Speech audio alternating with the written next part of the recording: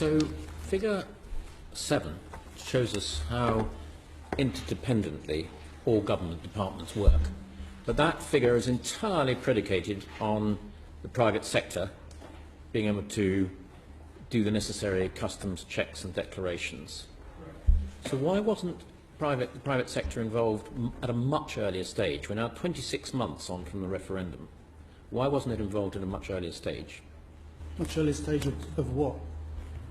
Well, since the referendum. Sorry, what are you asking me about deal or no deal? The committee keeps switching from one to the other. I am talking about a no-deal scenario. I'm talking about the wrong question. I'd like to put some clarity about whether people are asking about deal or no deal. 29th of March. We've got 145 to 250 traders that are going to make customs declarations that have never done so before. Yes. That is a massive task.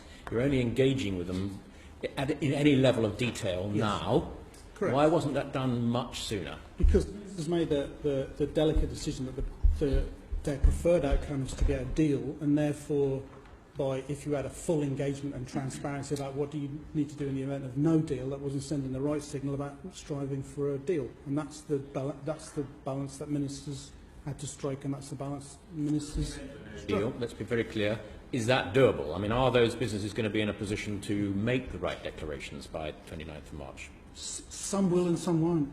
And what will happen to the ones that don't? So the goods turn up at the ports, they haven't got adequate paperwork, the paperwork isn't correct, what will happen to them? Yes, we were talking about that only this morning. So we've conceived of something called a managed transition, which is, so let's bring it to life. It's April the 9th, a Polish driver turns up, they haven't quite got the right piece of paperwork. What would we actually do at Dover in those situations?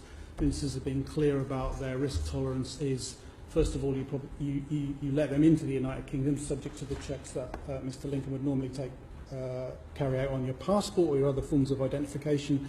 Let that into the country. We'd identify which the business is not compliant, and we would try to help them to be compliant. But there would be a period, probably of several months, through which you would have to manage yourself to a situation where everyone understood what their obligations were. But that won't all be in place for April, and you cannot anticipate that all businesses will be ready for April 2019 under no deal. So how long is suboptimal going to last? You talked about it being suboptimal here and I think elsewhere.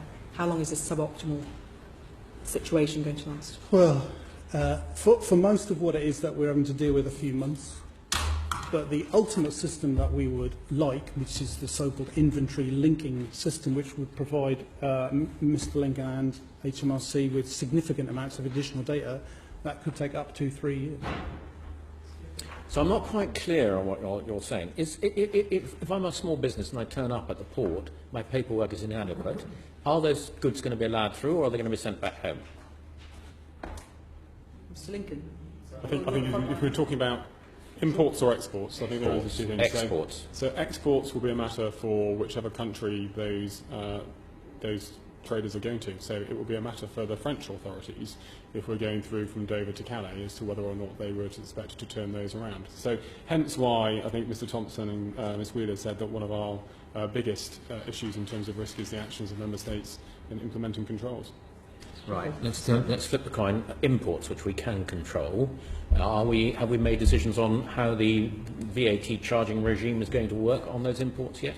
So yes. I would start with Mr. Thompson on that. Yeah, the Chancellor, I think, set out some time ago, and I think there was subject to various questions, I think, from Caroline Flynn, about this question about the VAT quantum versus, it's not a quantum problem, it's a timing problem, and I think the Chancellor has made it clear that he would, in the event of no deal, legislate to through secondary legislation to change that on VAT, and the Partnership Pact sets out the VAT impact. And you wrote to us on the 10th of this month, I think it was, saying that you will provide further details in due course.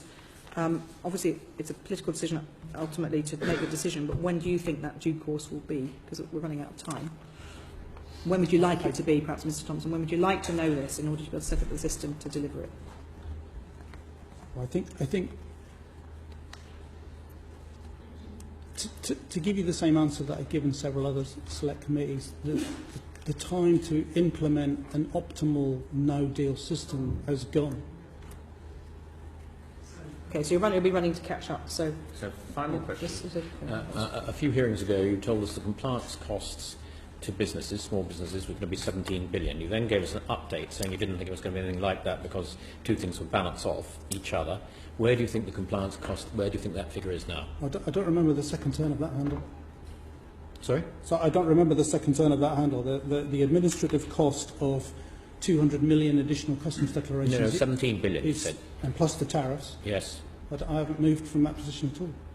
So there's still that figure still, but Correct. it still pertains. Correct, Mr. Thompson, because you raised that. Yes. So it's But that's in the event of a no deal. Can we be absolutely clear? In the event of a deal, Yes. that figure falls away, doesn't it? So in the event of a deal, our estimate is that it's £700 million a year, as opposed to the 17.5 billion to 19 billion.